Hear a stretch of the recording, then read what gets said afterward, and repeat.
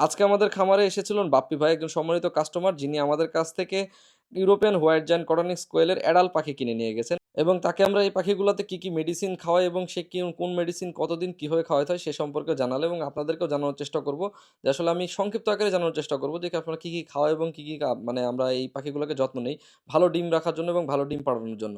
তো একজন খামারি আসলে আমাদের কাছ থেকে কোন বয়সের পাখি বা বাচ্চা নিয়ে শুরু করতে পারে সে সম্পর্কেও জানাবো। ভাইকে দিচ্ছিলাম বড় সাইজের আমার ৩ নাম্বার ব্যাচের যে অ্যাডাল্ট পাখিগুলো সেগুলো মোটামুটি মেল ফিমেলগুলো সবগুলো চেক করে দিয়েছে ওনাকে এবং এখান থেকে দেওয়ার উদ্দেশ্য হচ্ছে ভাই আমার কাছে এসে বলতেছিল, ভাই আমি ছোট জিরো বাচ্চা একেবারেই পালতে পারিনি, কোনোদিন পালিও নাই এবং আমি জিরো বাচ্চা পালতে পারবো না এবং ছোট অল্প বয়সের বাচ্চাগুলো নিলে কি হবে, আমি দেখা যাচ্ছে এখানে অনেক দিন সময় লেগে যাবে আমার ডিমে আসতে বা প্রসেসিংয়ে আসতে, আমি এখানে পিছিয়ে পড়বো। তো ভাই আমাকে জোর করে উনি আবার আমাদের এক পরিচিত বড় ভাইকে সাথে ধরে নিয়ে আসছে যে ভাই আমাকে এখান থেকে বড় বাচ্চা দিতে হবে, বড় পাখি দিতেই হবে।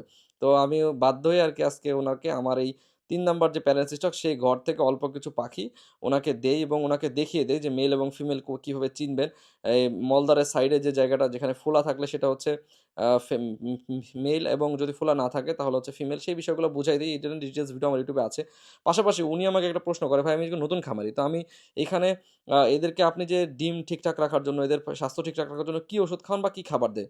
মূলত আমি এদেরকে দেই হচ্ছে লেয়ার 1 ফিড এবং পাশাপাশি লেয়ার 1 ফিডের পাশাপাশি ব্রয়লার স্টার্টার যে খাবারটা আছে সেটাও আমরা 1/3% মানে দেখা যাচ্ছে ৩০ কেজি খাবারে ১০ কেজি আমরা হচ্ছে বা ২০ কেজি খাবারে ১০ কেজি অনেক সময় ওয়েটের উপর ডিপেন্ড করে। যদি ওয়েট কম থাকে আমরা এই ব্রয়লার খাবারটা অ্যাডজাস্ট করে চালাই। অনেক সময় শুধুমাত্র লেয়ার 1 চালাই যদি পাখির ওয়েট ঠিকঠাক থাকে।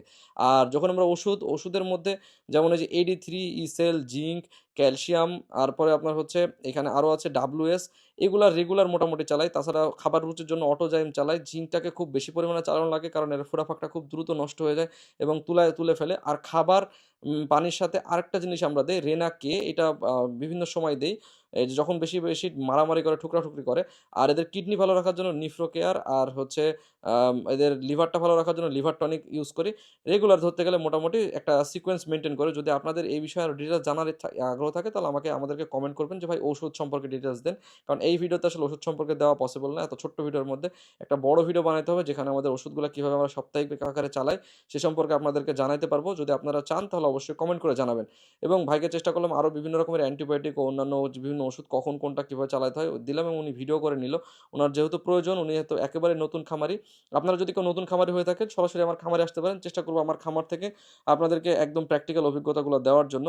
এবং এই যে ভাইকে আমরা যে চেষ্টা করলাম যতটুকু দেখাই দেওয়ার জন্য, এটা আপনাদের কাছে কেমন লেগেছে? আর ভাই যেহেতু নতুন খামার শুরু করবে তাই ভাইয়ের জন্য অবশ্যই দোয়া করবেন। আমার জন্য দোয়া করবেন। আমার খামারে যেন বারাকা দান করে এবং সবাই মাশাআল্লাহ লিখে যেতে কিন্তু ভুলবেন না। ধন্যবাদ। আসসালামু আলাইকুম।